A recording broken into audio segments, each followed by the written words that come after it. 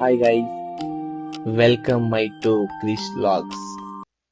ನಾನು ಮತ್ತೆ ನನ್ನ ಫ್ರೆಂಡ್ ಹರ್ಷ ಇಬ್ರು ಕೂಡ ಮೈಸೂರಿಗೆ ಟ್ರಾವೆಲ್ ಮಾಡ್ತಾ ಇದ್ದೀವಿ ಒಂದು ಸ್ವಿಫ್ಟ್ ಅನ್ನೋ ವೆಹಿಕಲ್ ನಲ್ಲಿ.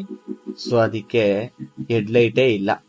ಹೆಡ್ಲೈಟ್ ಇಲ್ದೇ ಇರೋ ಗಾಡಿಲಿ ನಾವು ಮೈಸೂರಿಗೆ ಟ್ರಾವೆಲ್ ಮಾಡ್ತಾ ಇದ್ದೀವಿ ಬೆಂಗಳೂರಿಂದ.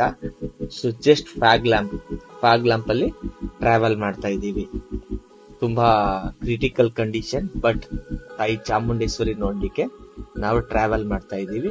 ಮತ್ತೆ ಇಲ್ಲಿ ಆಂದಿವೆ ಮದನಘಟ್ಟಮ್ಮ ಅನ್ನೋ ಒಂದು ದೇವಸ್ಥಾನ ಕೈ ಮುಕ್ಕೊಂಡು ಹೋಗ್ತಾ ಇದೀವಿ, ಸೇಫ್ ಆಗ್ಲಿ ಜರ್ನಿ ಅಂತ.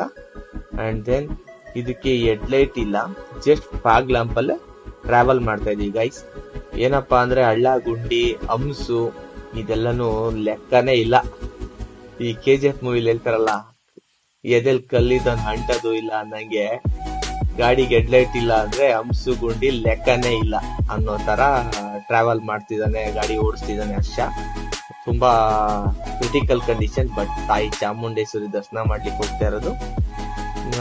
ತಾಯಿ ಚಾಮುಂಡೇಶ್ವರಿ ಮೇಲೆ ಭಾರ ಹಾಕ್ಬಿಟ್ಟು ಟ್ರಾವೆಲ್ ಮಾಡ್ತಾ ಇದೀವಿ. ನೋಡಿ ಗೈಸ್, ಏನೇನು ಕಾಣಲ್ಲ, ಕತ್ಲೆ. ಆದ್ರೂ ನಾವು ತಾಯಿ ಚಾಮುಂಡೇಶ್ವರಿ ದರ್ಶನ ಮಾಡ್ಲೇಬೇಕಂತ ಟ್ರಾವೆಲ್ ಮಾಡ್ತಾ ಇದೀವಿ.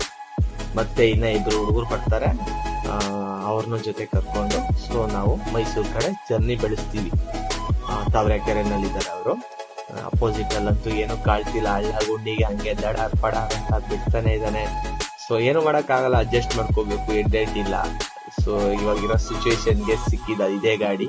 ಸೊ ಈ ಗಾಡಿಲಿ ಟ್ರಾವೆಲ್ ಮಾಡ್ತೇವೆ. ನೋಡಿ, ಆಪೋಸಿಟ್ ಅಲ್ಲಿ ಬರ್ತಾ ಇರೋ ಗಾಡಿಗೆ ಸೈಡ್ಗೆ ಆಗ್ತಿದ್ದಾನೆ.